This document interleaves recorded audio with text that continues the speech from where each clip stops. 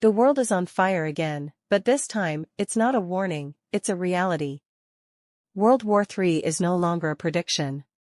It is no longer a hypothetical scenario discussed in political circles or military think tanks. It has arrived, terrifying, raw, and real. The conflict between the United States, Israel, and Iran has exploded into a global catastrophe. Missiles roar across the Middle East. Cities lie in ruins. Nations are choosing sides. The very future of global stability is hanging by a thread. This war didn't start overnight. It was a buildup of decades of hostility, religious tensions, nuclear threats, and a never-ending cycle of proxy battles. Iran, long at odds with both the US and Israel, had been accused of developing nuclear weapons in secret, despite global sanctions. Israel, considering that a threat to its very existence, launched a preemptive strike on suspected Iranian nuclear facilities. In retaliation, Iran launched missile attacks on Israeli military bases, claiming hundreds of lives. Within hours, the United States, Israel's closest ally, activated its full military might. The skies over Tehran, Tel Aviv, Baghdad, and Damascus turned black with smoke. Fighter jets, drones, cyber attacks, every tool of modern warfare unleashed in full force. President of the United States, in a televised speech, declared, "This is a war to protect our allies, our interests, and the future of democracy in the Middle East." Meanwhile, Iran's supreme leader responded with fire and fury, "We will resist oppression. We will burn the Zionist regime to the ground." The world held its breath. Across the Atlantic, Britain watched closely. While not directly involved in the initial strikes, the British government was soon drawn in. Allies of the US, members of NATO, and historical players in Middle Eastern politics, Britain could not remain neutral for long.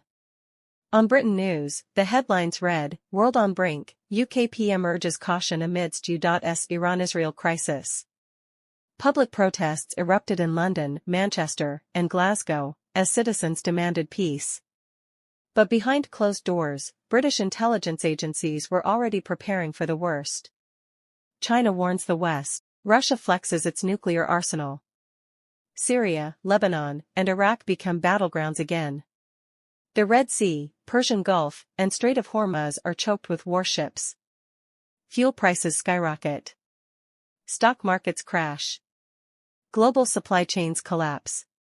This isn't just a regional war. It is now a global shockwave. Millions flee. Refugees pour into Europe. Hospitals are overwhelmed. The United Nations calls it the greatest humanitarian disaster since World War II. While governments argue and armies strike, it's the innocent civilians who suffer the most. A mother in Gaza, holding her child, cries out for help as her home is bombed. A boy in Tehran, trapped under rubble, screams for his father. A medic in Haifa, overwhelmed by casualties, begs for supplies. This is not war. This is hell. Iran, under pressure and losing ground, signals its readiness to use non-conventional weapons. The US puts its nuclear forces on high alert. Israel activates its missile defense systems.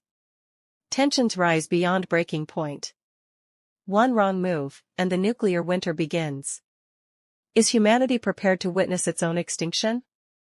As this chaos unfolds, historians remind the world of a chilling lesson from the past. Adolf Hitler rose to power on hatred, fear, and lies.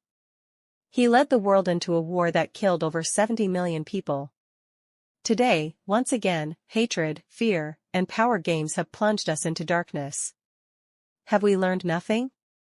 Are we repeating the very madness we swore to never allow again? Diplomats beg for peace. Nations urge restraint. But will anyone listen? The United Nations is powerless. The people are screaming. The leaders are blind. This is World War III. Not a movie. Not a game. Not fiction. It's our world. Our reality. Our nightmare. And unless humanity awakens, there may be no one left to tell the story of what we did to ourselves.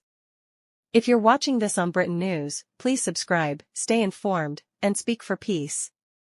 Because silence now might cost us everything.